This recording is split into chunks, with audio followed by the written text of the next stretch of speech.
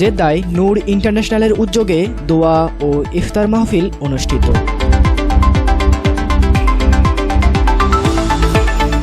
আসসালামু আলাইকুম। এমকে টেলিভিশনের প্রবাসী সংবাদে আপনাদের আমন্ত্রণ জানাচ্ছি আমি ইফতেখার। শুরুতেই শুনলেন সংবাদ শিরোনাম, এখন বিস্তারিত।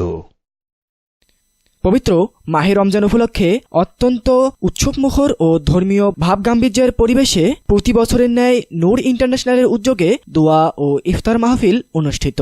এতে দেশ বিদেশের শিল্প উদ্যোক্তা, বিভিন্ন সামাজিক ও ব্যবসায়িক প্রতিষ্ঠানের কর্মকর্তা কর্মচারী সহ বিশিষ্টজনরা অংশগ্রহণ করেন।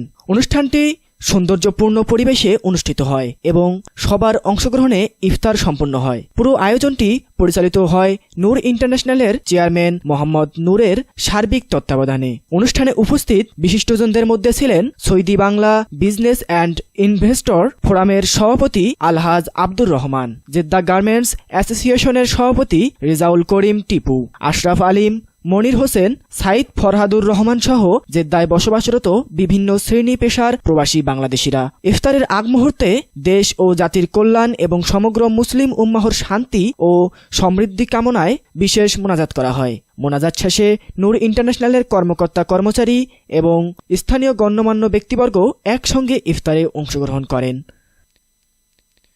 নাহিদ হাসান, প্রবাসী ডেস্ক, এমকে টেলিভিশন।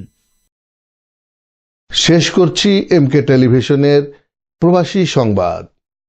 এতক্ষণ আপনারা আমাদের সাথে থাকার জন্য অসংখ্য ধন্যবাদ।